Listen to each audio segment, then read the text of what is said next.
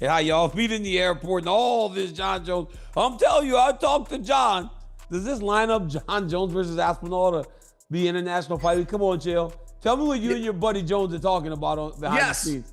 Daniel Cormier and Chael Sonnen hint that the UFC is targeting a November Madison Square Garden date for John Jones versus Tom Aspinall, with a verbal agreement already in place. But that's where it ends. Okay. So I'm going to keep my fingers crossed because I trust you, especially on your birthday. You wouldn't lie to me on your birthday. There has been much anticipation and speculation surrounding a potential John Jones versus Tom Aspinall fight in the UFC, with Jones returning from a pectoral injury to defeat Stipe Miocic at UFC 309. The question on everyone's mind is when the two heavyweight champions will finally face off in a title unification bout. Dana White has promised that this fight will happen, stating that it's a certainty, but fans and analysts alike are wondering when that will be. While Jones needs 6 months to fully prepare, Aspinall, the interim heavyweight champion, has been waiting for his chance and growing frustrated by the lack of clarity. I watched a little bit of Tom. Lateral movement really good, but Jones is just too smart, bro. Jones just needs to press him, stay in the middle, don't react. Find his wrestling. I think it would be easy money. I think he's slow gonna get paid that 30 mil. You hit the nail on the head. I do think Tom Aspinall is the most dangerous heavyweight right now. 100% the biggest threat to pry that belt away from John Jones. But John has got to get that bag. Gets that bag. 30 million Kush. Wait. You keep saying 30. Don't be counting the man's pockets like that. Hey, relax. No, it's already, the word's already out there, man. People can't keep their mouth shut. 30 million. Turk Al Sheikh. They do it. I think it's more likely going to happen in Saudi Arabia. Chance to put that fight. Maybe he puts in half. That's the one thing that Turkey loves, is to make fights happen that people want to see. And if people want to see this fight bad enough, he'll make it happen. Recently, UFC insiders Daniel Cormier and Chael Sonnen discussed the potential timeline for the highly anticipated matchup. During a recent conversation, Cormier asked Sonnen for any updates on the fight, to which Sonnen responded that a date for the fight was already being considered. He mentioned that for the past 2 years, the UFC has held events back-to-back at Madison Square Garden in November, and this year is no different. Sonnen believes that this could be the target date for Jones and Aspinall to finally meet in the octagon. Does this line up John Jones versus Aspinall to be international fight week? Come on, Chill. Tell me what you and your buddy Jones are talking about behind the scenes. The answer is yes. That's the one that's being looked at, but there's also a date. The UFC for the last 2 years has gone back-to-back Madison Square Garden in November, and that is being looked at again for this year. I like the idea of International Fight Weekend. From the time we started doing that, that's the one where we really tried to bring in the granddaddy. There was even a year in there where we did multiple shows. Eddie Alvarez became champion of the world on a Friday. Then the big pay-per-view was the following day. I like that theme for International Fight Weekend. I like to load that thing up and make that a real special once a year. So if I have my druthers, the answer would be yes. Sonnen also expressed his fondness for International Fight Weekend, a tradition the UFC has held for years, where they feature major events. He recalled a year when multiple events were held, with Eddie Alvarez becoming champion of the world on a Friday, followed by a pay-per-view event the next day. This tradition could potentially play into the timing of Jones and Aspinall's fight. If John Jones starts playing, you gotta understand, Daniel, John doesn't care if he gets 180 days from the day he signs the contract. It's just something that he said. And now other people are like bounding him to it, and he's starting to dig his feet in a little bit and say, I told you 180 days. It doesn't make any difference. He doesn't like stop drinking on this day, stop partying on this day, get in and really buckle down on the jiu-jitsu when there's this much time left and focus on the MMA. Well, there's no plan or strategy. He had a band full of misfits, one named Gable Steveson, the other named Gordon Ryan. One thing they both got in common, neither of them ever made a walk to the octagon before, and they were his bosses in the corner. Come on, this isn't real. It's not real. As for the outcome of the fight, Michael Bisping has made an intriguing prediction. Bisping believes that Tom Aspinall will have no trouble with John Jones when they finally meet. In a recent interview, Bisping shared his thoughts, acknowledging that Jones is undeniably a great fighter with an incredible career, but he believes that Aspinall will have the upper hand. Bisping believes Aspinall is the new generation of mixed martial artists and has the tools to become one of the greatest fighters of all time. He pointed to Aspinall's technical ability, agility, and knockout power, which he believes will make him a formidable opponent for Jones. I mean, it's a sport that's very young. It's still in its infancy. And as of right now, he's probably the greatest of all time.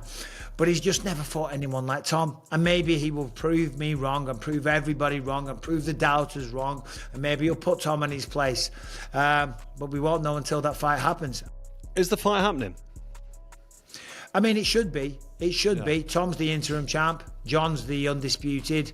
Apparently, Dana told Tom at the weekend that the fight's happening. They're just figuring out the if, buts, wheres, whens, you know, the purse and all that type of stuff. But apparently everyone's in, so we just got to wait for the announcement. On the other hand, Demetrius Mighty Mouse Johnson has a different perspective on the situation. Johnson, in a recent interview, shared his thoughts on the Jones versus Aspinall fight and expressed his concerns about the timing of the bout. Johnson suggested that if he were in Aspinall's shoes, he would not wait around for Jones to be ready. He emphasized that time is a valuable resource for fighters, and waiting 6 months for Jones to prepare could risk wasting Aspinall's prime years. And the 6 months, you know, I'm not the biggest fan of him waiting 6 months. You know, if I was Tom Aspinall, I'd be like, God, dude, like, I'm not waiting 6 months. Like, y'all need to give me another fight. But then again, this could be the biggest fight of his career if he's able to beat Jon Jones. So, you know, I have mixed feelings on the 6 months. Johnson's philosophy, based on his own career and numerous title defenses, is that fighters should stay active and defend their titles rather than wait for big money matchups. He argued that keeping Aspinall on the sidelines for too long could cause him to lose momentum and, in turn, lose out on potential earnings. Johnson stressed that while fighting Jones would be a major opportunity for Aspinall, waiting around for Jones to dictate the timeline could end up being a mistake. Instead, Johnson suggested that Aspinall should defend his interim title against another contender and keep himself active, forcing the UFC to make a move. I mean, I think that Tom Aspinall should take another fight, because I think when you put an athlete who's very young like that on ice and they don't get that ring time, they don't get that opportunity to get out there and just fight and make the money, I think it's a little bit different. If I was Tom Aspinall, I'll say, okay, Jon Jones wants 6 months. I'm going to pass on that fight. I'm going to fight somebody else. I'll defend interim light heavyweight, the interim heavyweight championship. Additionally, there has been considerable debate over Jon Jones's perceived avoidance of the Aspinall fight. While some believe that Jones is actively ducking Aspinall, others, like Team Khabib's coach Javier Mendez, disagree. Mendez, speaking on a recent podcast, stated that he does not believe Jones is intentionally avoiding the fight with Aspinall. He pointed out that Jones is a perfectionist who will do whatever it takes, whether ethical or unethical, to win a fight. Mendez mentioned Jones's previous refusal to take a short-notice fight against Chael Sonnen, which he attributed not to fear, but a desire for proper preparation. Whereas Aspinall, you need more time because of the stylistic abilities that Aspinall has. So that's not something that you can just turn for the other guy. It's the same thing with the Chael Sonnen and Victor Belfort thing. You know, he could have done it, but he'd rather make sure he perfected it before he goes out and does it. So that's what I think. And I think it's more of a time thing than it is the actual money thing. Don't get me wrong. If you give him a lot of money, he's going to take it. But, you know, he wants that opportunity to do it right. So that's, you know, if you're not paying him enough money, like more than you normally pay him, but you're not paying him what he wants, you know, to take that risk, he's not going to.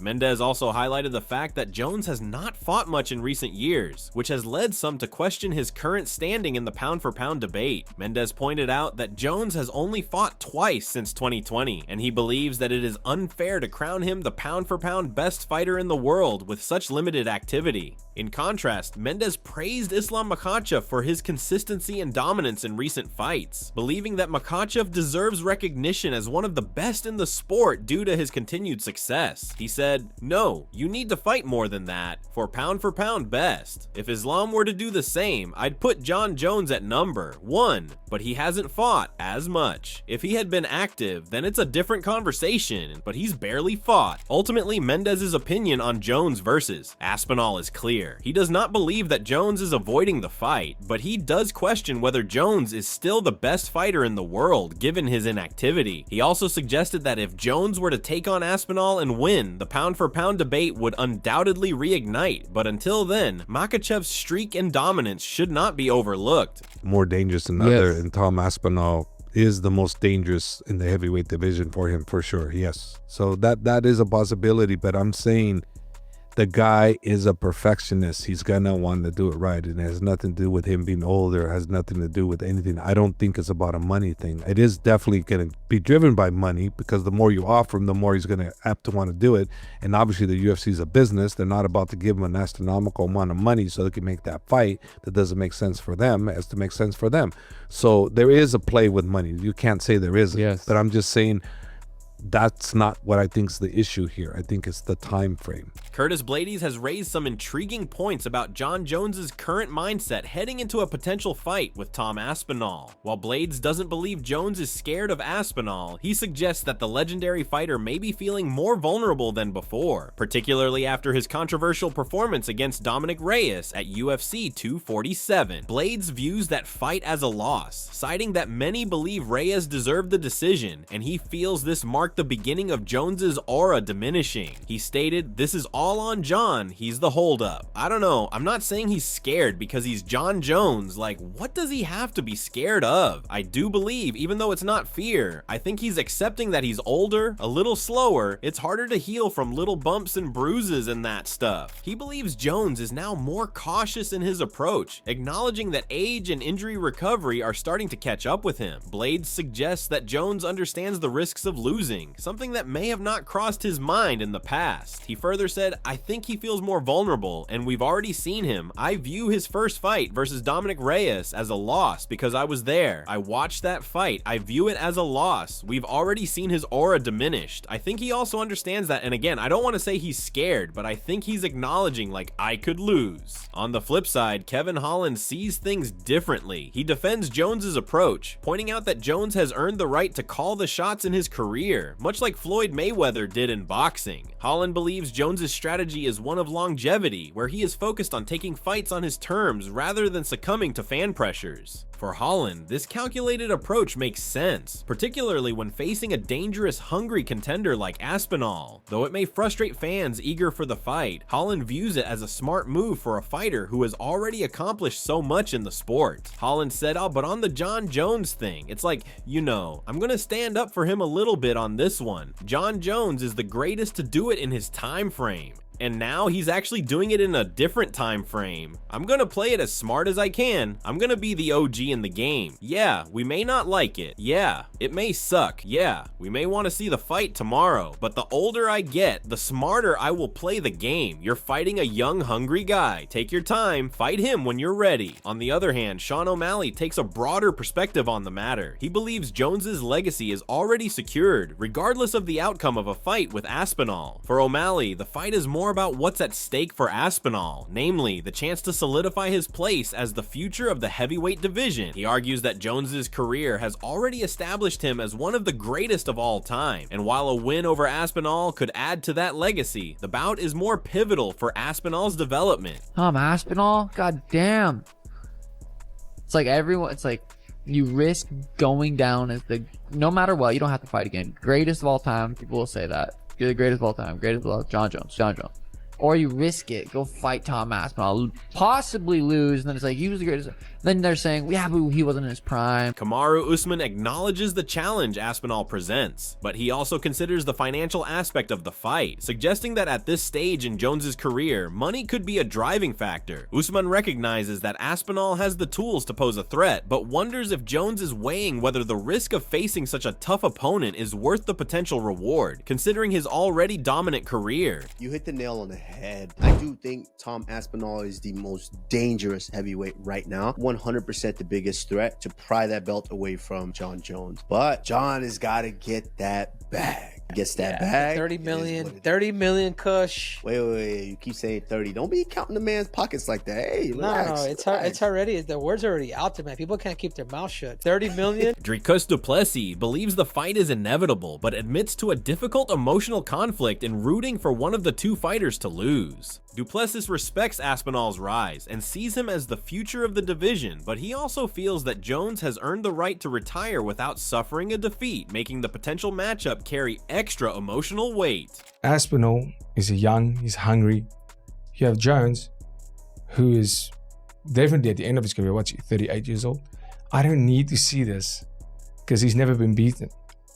So I don't need to see John Jones fight Aspinall because I don't want either one of them to lose. I want John Jones to retire unbeaten. Of course, he had that DQ for 12-6, which is now legal, but unbeaten and the legend that he is. And I want him to retire, and Aspinall goes on to be the next big thing.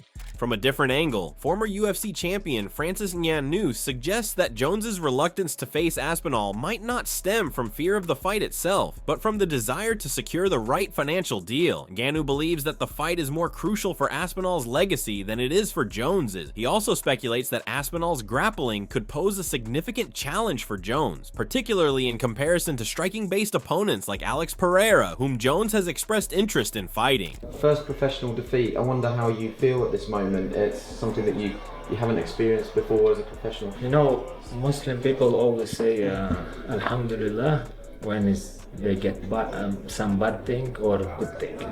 It's everything good. Stipe Miocic, who faced Jones last year, offers a tactical perspective for Aspinall. He advises the young contender to remain patient and disciplined in his approach, acknowledging that Jones is a master at exploiting his opponent's mistakes. Miocic stresses the importance of waiting for the right opportunities and being cautious against a seasoned veteran like Jones, whose experience in the cage is unparalleled. Get booked with him and John Jones. What's the best advice you'd give Tom Aspinall? Don't do what I did. Avoid the liver shot. Yeah, I mean, yeah, what are you gonna do? But I think Tommy, that guy, he's super tough and he hits hard. He moves well. He's a big man. I think that he stays calm on the situation, and whatever happens, he just stays calm. I think he'll be fine. He pitches shots. He's smart what he does, and I think he'll do fine. Israel Adesanya believes that the key to Jones's success in this fight will likely be his wrestling. While Adesanya acknowledges Aspinall's striking ability, he feels that Jones will be able to control the pace of the fight with his superior grappling, wearing Aspinall down over time. Adesanya believes that while Aspinall has the skills to make it competitive, Jones's wrestling will likely dictate the outcome of the fight. He changes nothing if I beat him. Beating Tom is just like beating Cyril Gane. Has a whole country behind him. He's hot right now. What happens to me after I beat him? Nothing changes for me. So I'm not ducking Tom Aspinall. The Tom narrative came out of nowhere. He won a belt and now suddenly I'm ducking him. I've never had negotiations to even fight him, if this makes sense. Frank Mir echoes this sentiment. While he recognizes Aspinall's striking skills, Mir favors Jones due to his dominant grappling and ground control. Mir emphasizes that Jones's ability to control his opponents on the mat and his relentless ground and pound would make it difficult for Aspinall to implement his game plan. Despite his belief that Jones has the advantage, Mir also points out that no matter the outcome, Jones's legacy is already solidified. For Mir, the fight would be just another chapter in Jones's storied career, rather than a defining moment. I think Tom might have the best chance of anybody to beat John right now. But that being said, I still think John wins the fight just because of his wrestling. I think he puts Tom on his back and is able to nullify his jiu-jitsu from being top position with his elbows and control. What does John win to take that fight though? He goes out there and beats Tom. Is it really going to make or break his career? I don't think anybody gives a shit. In conclusion, the fight between John Jones and Tom Aspinall is one of the most anticipated matchups in the UFC. While Dana White has promised that it will happen, the timeline for the fight is still uncertain. Jones needs more time to prepare, and Aspinall is left waiting, with some calling for him to take matters into his own hands by defending his interim title. So what are your thoughts about this? Do let us know in the comment section below. If you enjoyed this video, make sure to subscribe and check out some of our other videos on the screen right now.